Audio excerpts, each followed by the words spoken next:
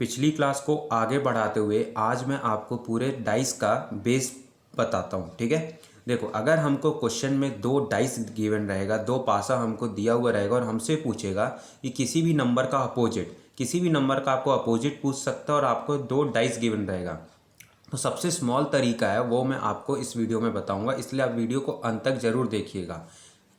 देखो सबसे पहला जो तरीका है जिसमें एक नंबर कॉमन दिया हो, जब दो पासा हमको गिवन हो और उसमें यहाँ पे देखिए जैसे मैंने लिख के रखा है, जब एक नंबर कॉमन दिया हुआ हो, ठीक है, जब एक नंबर कॉमन हो तो देखिए पहले वाले पासा में आप देखिए 4 3 2 हमको दिख रहा है, दूसरे वाले में हमको 5 4 6 दिख रहा है, दोनों डाइस में आपको दिख रहा है। अब आपको यहाँ पे जो सवाल है आपका कि आप कैसे पहचानेंगे कि कौन से जो दो नंबर हैं वो आपस में अपोजिट है।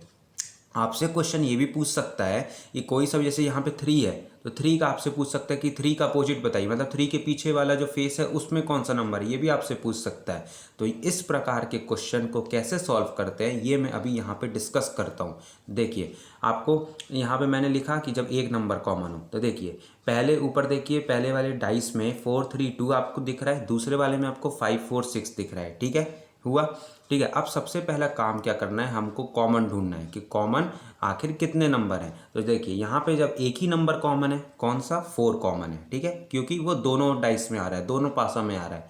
अब उसके बाद जो अगला प्रोसेस होता है, जब आपने एक बार कॉमन ढूंढ लिया कि उसके बाद फिर जो अगला प्रोसेस होता है, ये ध्यान से सुनिएगा, उस नंबर से हम क्या करते हैं, क्लॉकवाइज चलते हैं। क्लॉकवाइज मतलब मैं कहने का मतलब ये है कि जैसे घड़ी के कांटे चलते हैं उसी तरह यहाँ पर भी हमको क्वेश्चन सॉल्व करने वक्त करना है। देखिए मैं यहाँ पे साइड में रिलेशन लिखता हूँ, पहले वाले डाइस का ये देखिए 4 2 3 क्लॉकवाइज ही लिखा हूँ, 4 के बाद 2 2 के बाद 3, घड़ी के कांटे भी ऐसे ही चलते, देखिए उसी तरह मैंने भी यहाँ पे लिखा है। फिर उसके बाद दूसरे वाले पासा का जस्ट इस रिलेशन के नीचे लिखूंगा मैं, और ये ध्यान रखना है हमें लिखने वक्त कि जो कॉमन नंबर है वो एक दूसरे के ऊपर नीचे आना चाहिए। तो यहाँ देखिए ये मैंने 4 लिखा पहले दूसरे वाले पासा का, फिर उसके बाद ये क्लॉकवाइज चला तो 5 आया, 5 के बाद 6 आया तो 5 6, इस तरह का रिलेशन आपने लिख दिया। आपको एक नंबर कॉमन था, उस कॉमन नंबर से आप क्लॉकवाइज चल के आपने इस तरह का जो रिलेशन है वो लिख दिया, इस तरह का रिलेशन लिख दिया। अब इसके बाद जो हमारा जो क्वेश्चन है वो बहुत आसान हो जाता है। आपसे पूछ सकता है कि आखिर कौन से मतलब इस नंबर के अपोजिट कौन सा नंबर है, किसी भी नंबर दे देगा, बोलेगा किसका अपोजिट बताओ। तो आप इस तरह का रिलेशन जब आप लिख लेंगे कॉमन ढूंढ के क्लॉकवाइज वाला रूल लगा के, फिर उसके बाद आपके लिए बहुत आसान हो जाएगा कि बताना कि कौन सा नंबर, कौन से जो दो नंबर हैं वो आपस में अपोजिट है। तो देखिए जो ऊपर नीचे वाले नंबर हैं, जैसे 3 और 6 हो गया, इस तरह का रिलेशन में जो ऊपर नीचे वाले नंबर हैं जैसे 3 और 6 हो गया, फिर उसके बाद ये देखिए 5 और 2 हो गया, ठीक है, 5 और 2 ऊपर नीचे लिखे। फिर उसके बाद यहाँ पे कौन सा नंबर नहीं लिखा है, देखिए 2 लिखा है, 3 लिखा है, 4 लिखा है, 5 लिखा है, 6 लिखा है, 1 नहीं लिखा है, तो 1 और 4 हो गया। तो ये जो मैंने जो ऊपर नीचे करके जो 3 रिलेशन बनाए, ये देखिए ये जो 3 सर्कल बनाए, ठीक है, ये दोनों, ये सर्कल के अंदर जो दो नंबर लिखे हैं ऊपर नीचे, ये आपस में क्या है, अपोजिट है। इसलिए आपसे अगर पूछेगा कोई ये क्वेश्चन में कि 3 का अपोजिट बताइए, तो आप आसानी से बता दीजिएगा कि 3 का अपोजिट 6 है, 2 का अपोजिट 5 है, 4 का अपोजिट 1 है। ठीक है, इस तरह से हम आसानी से निकाल लेंगे कि कौन से जो दो नंबर है वो आपस में अपोजिट है। प्रोसेस में एक बार फिर से रिपीट कर देता हूँ। पहला प्रोसेस है आपको कॉमन ढूंढना, दूसरा प्रोसेस है आपको उस नंबर से क्लॉकवाइज चल के उस इस तरह का रिलेशन लिखना, तीसरा आपको सामने दिखेगा कि ऊपर नीचे वाले जो नंबर मैंने लिखे हैं, जो दो रिलेशन लिखा है उसमें ऊपर नीचे वाले नंबर है वो आपस में क्या होते हैं, अपोजिट होते हैं। ठीक है, ये और अच्छे से समझने के लिए मैं आपको एक और क्वेश्चन कराता हूँ इसी में। ये देखिए ये एनटीएससी स्टेज 2 का आया हुआ क्वेश्चन है। इसमें देखिए क्या कह रहा है हमको, 2 position of a dice are shown, which number will appear on the face opposite the one having 5। ठीक है, हमसे कह रहा है कि हमको दो डाइस गिवन है, दो पासा हमको दिया हुआ है और हमसे पूछ रहा है 5 का अपोजिट। ठीक है, तो सबसे पहला प्रोसेस मैंने क्या बताया, इस तरह के क्वेश्चन को सॉल्व करने के लिए सबसे पहला काम है हमको कॉमन ढूंढना है। तो सब देखिए पहले वाले में हमको 3 1 5 दिख रहा है, दूसरे वाले में हमको 3 2 6 दिख रहा है। तो आपने दोनों पासा को ध्यान से देखा और आपने ये देखा कि हमारा जो नंबर 3 है वो दोनों पासा में आ रहा है, मतलब कि नंबर 3 हमारा कॉमन है, ठीक है, ये आपको पता चल गया। दूसरा फिर मैंने प्रोसेस क्या बताया कि उस नंबर से क्लॉकवाइज चलना है और रिलेशन लिखना है। ये देखिए मैं यहाँ से क्लॉकवाइज चलूँगा घड़ी के कांटे की तरह और यहाँ पे साइड में मैं रिलेशन लिखता हूँ। तो ये देखिए 3 5 1, ये पहले वाले पासा का लिख दिया और जस्ट इसके नीचे मैं दूसरे वाले पासा का लिखूँगा 3 6 2। इसमें मैंने ध्यान रखने के लिए एक चीज़ कहा था, क्या कि जो कॉमन नंबर है वो आपस में ऊपर नीचे आना चाहिए और वहाँ से रिलेशन लिखना है, ठीक है। मैंने क्लॉकवाइज रिलेशन लिख दिया इस तरह का। फिर तीसरा प्रोसेस है, मैंने क्या बताया था, तीसरा प्रोसेस यही होगा कि जो ऊपर नीचे वाले नंबर जो मैंने रिलेशन में लिखा है वो आपस में क्या हो जाएंगे, अपोजिट हो जाएंगे। यहाँ पे देखिए 1 का अपोजिट 2, 5 का अपोजिट 6 और यहाँ पे कौन सा नंबर नहीं लिखा है, 4 नहीं लिखा है सब में, तो 3 का अपोजिट 4।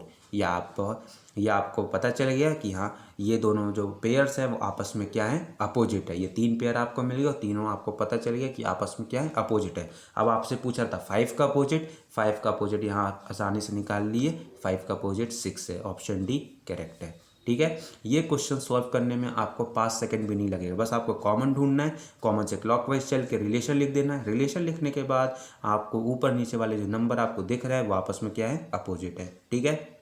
इतना समझ में आया। अब अगला जो कॉन्सेप्ट है इसी में कॉमन में, ये देखिए जब दो नंबर कॉमन हो, अभी तो हमने बात किया कि हमको 2 डाइस गिवन था और 1 नंबर कॉमन था। अब जब 2 नंबर वो दोनों डाइस में कॉमन होगा, तो जैसे यहाँ देखिए 4 3 2 हमको दिख रहा है और यहाँ पे दूसरे वाले में हमको 3 5 4 दिख रहा है। तो देखिए 4 4 दोनों में आ रहा है, उसके बाद जो आपका 3 है वो भी दोनों में आ रहा है। यहाँ पे मतलब कि 2 नंबर कॉमन है। जब हमको ये दिखा कि हमको 2 पासा गिवन था और उसमें हमारे 2 नंबर कॉमन थे, तो दोनों जो तीनों, फिर अब सुनिए 2 पासा गिवन था और उसमें हमारे 2 नंबर कॉमन थे, तो तीसरा नंबर है दोनों पासे का वो आपस में क्या हो जाएगा, अपोजिट हो जाएगा। फिर से कॉन्सेप्ट बता देता हूँ, अगर आपको 2 पासा गिवन हो और उसमें हमारे 2 नंबर कॉमन है, ठीक है, तो जो तीसरा नंबर है दोनों पासे का वो आपस में क्या हो जाएगा, अपोजिट हो जाएगा, ठीक है। तो आपसे अगर यहाँ पे पूछता क्वेश्चन में कि 2 का अपोजिट बताइए या 5 का अपोजिट बताइए, तो आप आसानी से बता देते कि 2 का अपोजिट 5, या फिर 5 का पूछता तो 5 का 2 हो जाता, ठीक है। इसी में हम एक क्वेश्चन कर लेते हैं। ये देखिए the number opposite the face having the number 3 will be, हमको कह रहा है, हमसे पूछ रहा है कि 3 का अपोजिट बताने के लिए।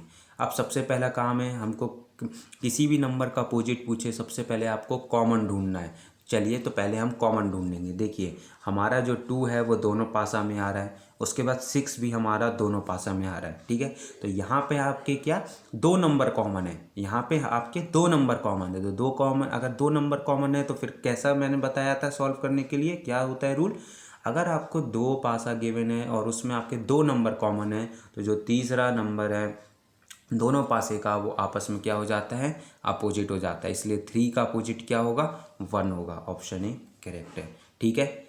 समझ में आया। फिर से मैं ये वाला रूल बोल देता हूँ, अगर आपको 2 पासा गिवन हो और उसमें आपके 2 नंबर कॉमन है, तो तीसरा नंबर है जो दोनों पासे का वो आपस में क्या होता है, अपोजिट होता है, ठीक है, ठीक है। ये जितने भी मतलब कि हमारा जो पूरा पासा का जो टॉपिक है, पूरा डाइस जो टॉपिक है रीजनिंग का, उसमें ये दोनों जो कॉन्सेप्ट हैं बेसिक कॉन्सेप्ट्स हैं और इस सब में रूल सब में अप्लाई होते हैं। जहाँ पे हमको 3 डाइस गिवन होगा या फिर 4 डाइस गिवन होगा, कॉन्सेप्ट आपका यही लगता है। इसलिए ये वाला जो पासा है, ये वाला जो कॉन्सेप्ट है, ये हमको समझना बहुत ज़रूरी है। ये पासे का जो प्रकार है ये हमको समझना बहुत ज़रूरी है, ठीक है।